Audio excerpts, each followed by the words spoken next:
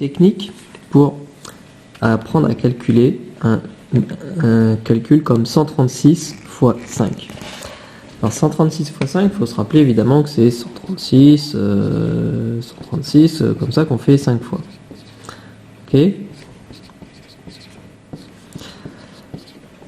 Alors, du coup, des 100, il y en a 5.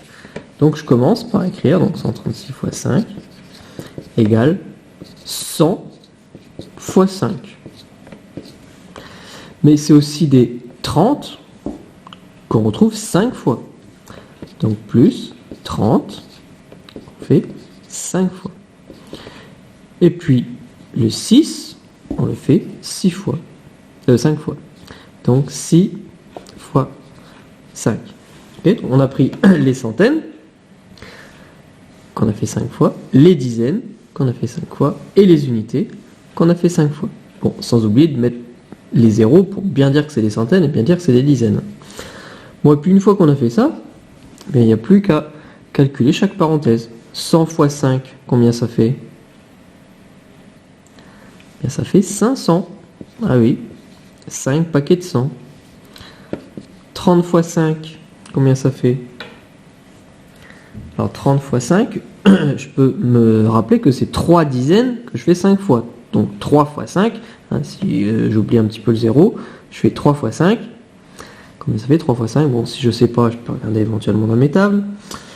3 fois 5, ça fait 15. Donc 15, sauf que la réponse c'est pas 15. 30 fois 5, ça va pas faire 15. C'est 3 dizaines fois 5, ça fait 15 dizaines. Donc je pense à rajouter le 0. Hein, si je peux l'oublier le temps de faire les tables, il faut que je pense quand même à le rajouter à la fin à mon résultat. Plus 6 fois 5, combien ça fait 6 fois 5? Si je sais pas, je peux regarder sur les tables. Table des 6 ou table des 5. 6 fois 5, ça fait donc 30. Bon, puis la troisième ligne, hein, ce sera toujours un calcul en 3 lignes. La troisième ligne, on met ensemble tout ça. Alors on peut commencer par les unités, comme ça on ne se fait pas piéger par les retenues. Donc 0 unité, 0 unité, 0 unité, donc il y a 0 unité. Les dizaines, 3 dizaines, 5 dizaines, 0 dizaines, donc ça fait combien de dizaines? Voilà, 8 dizaines. Et puis les centaines, il y en a combien? Voilà, il y en a 1 là, 5 là, donc ça fait 6 centaines, donc 680. Donc sur la carte, je vérifie d'abord si j'ai trouvé ces chiffres-là, un 6, un 8, un 0 en résultat, ok. Et puis à l'intérieur, il y a tout le calcul détaillé. Alors on va en faire un autre. Par exemple, on va faire 304 x 3. Alors 304 x 3. J'écris 304 x 3. Qu'est-ce que je vais mettre dans la première parenthèse? Donc les centaines que je fais 3 fois. Les 300, je vais les faire 3 fois.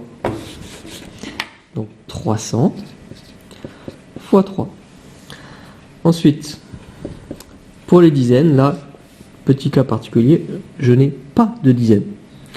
Donc dans ce cas-là, je n'écris pas la parenthèse, parce que de toute façon, aucune dizaine qu'on va faire 3 fois, ça va toujours faire rien. Donc quand il n'y a pas de dizaine, quand il y a un 0, on ne fait pas de parenthèse. Et puis les unités, 4 x 3.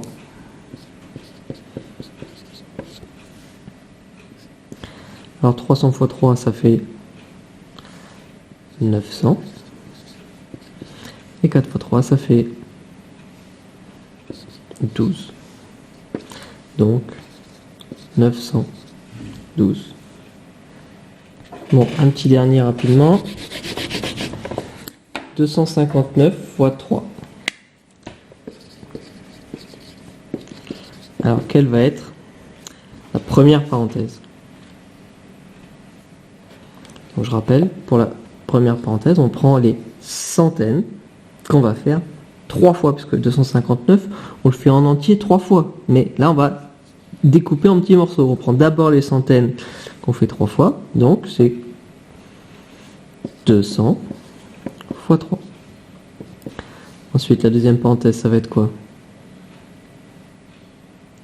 Donc les dizaines, qu'on va aussi faire 3 fois, donc 50 fois 3. Et enfin, les unités, 9 fois 3. Voilà, donc 200 fois 3, 600. Là, 5 fois 3, ça fait 15. Je rajoute le 0. 9 fois 3, ça fait 27. Les unités, 7. Les dizaines, 5, 2 et 7. Et les centaines, 1, 6, ça fait 7.